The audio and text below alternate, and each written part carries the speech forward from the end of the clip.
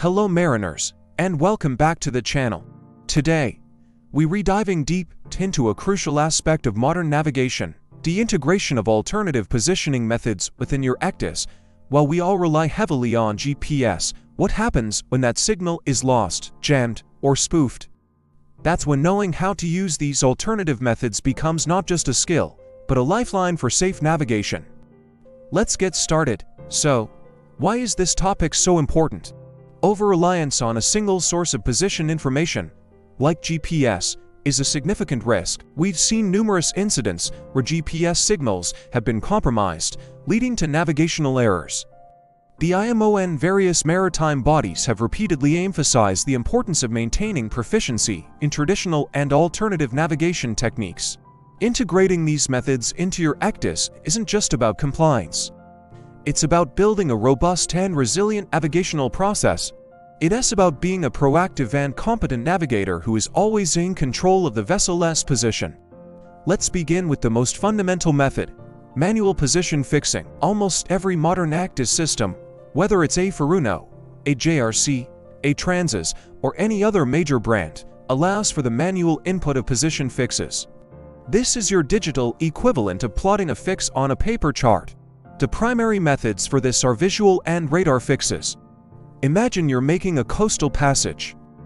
You take a bearing of a lighthouse and a headland.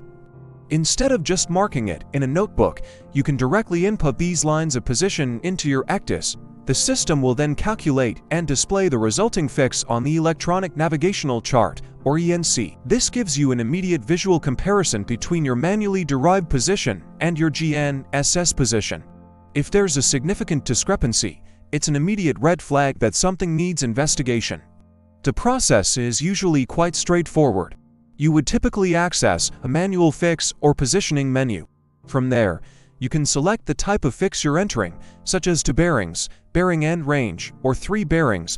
You then select the charted objects you used for your measurements directly from the ENC. For example, you'd click on the lighthouse symbol on the chart, enter the bearing you observed, and repeat the process for your second object. The ECDIS does the plotting for you, instantly. This is where our first training tip comes in. It's absolutely critical that you don't wait for an emergency to figure this out. The next time you're in a quiet period on the bridge, pull up your ECDIS manual or use its simulator function. Go through the exact procedure for entering a visual fix on your specific model. Practice it.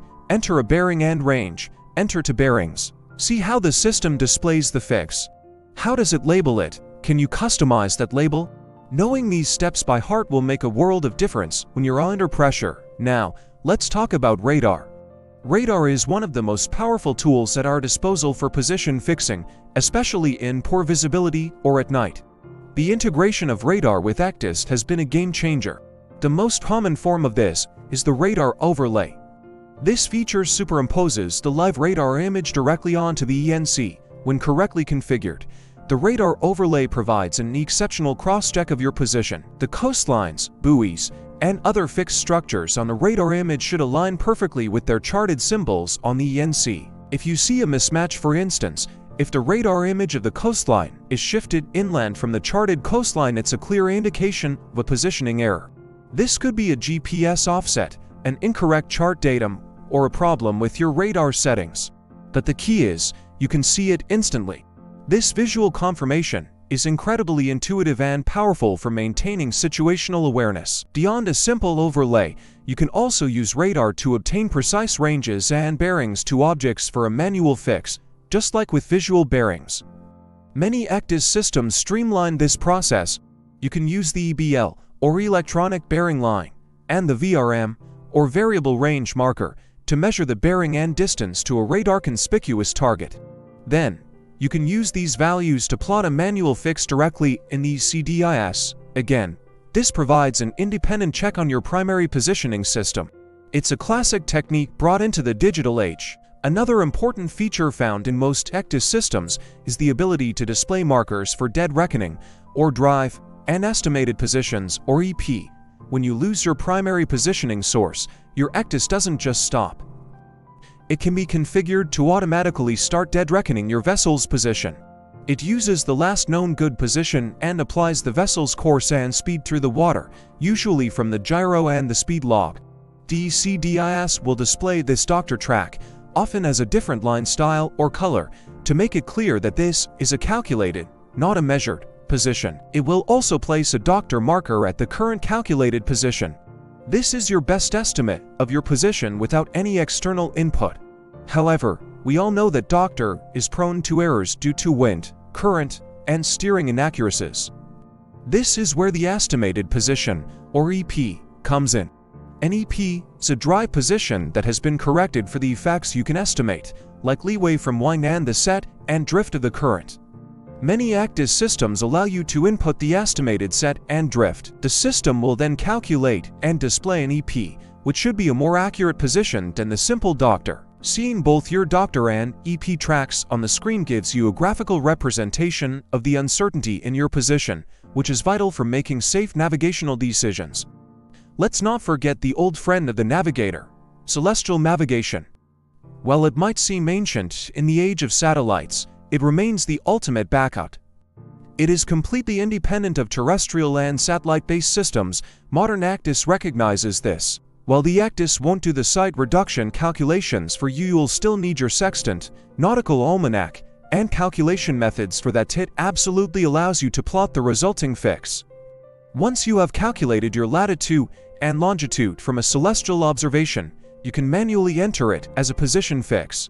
The ECDIS will display it with a specific symbol, often a circle with a dot, clearly labeling it as a celestial fix. Being able to plot your sun-run sun or twilight star fix directly onto the ENC and see it in relation to your doctor track is invaluable when you're renavigating by the heavens.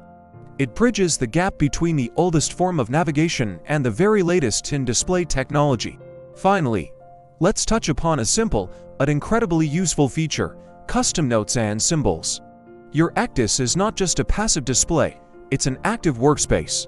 You have the ability to add your own information to the chart.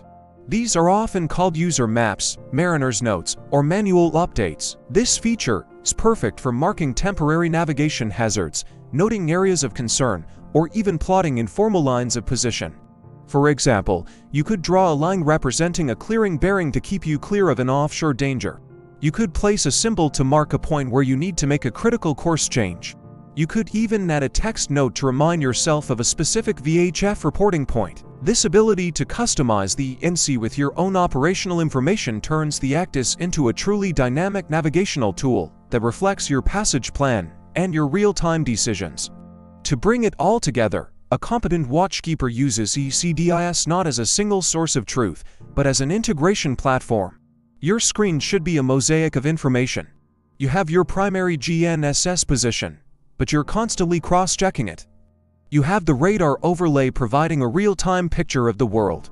You're plotting a manual radar or visual fix every 15 or 30 minutes to verify everything. If the GPS fails, you confidently switch to doctor EP mode, knowing you have a plan to obtain a celestial or coastal fix to update your position.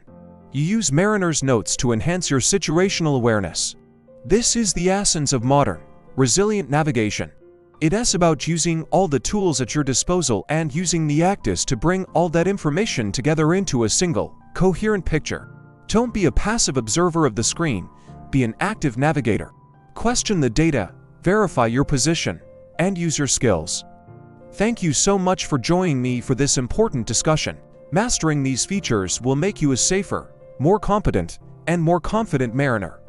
If you found this video helpful, please hit that like button and consider subscribing for more content on professional seamanship and navigation. Stay safe out there, and I'll see you in the next video.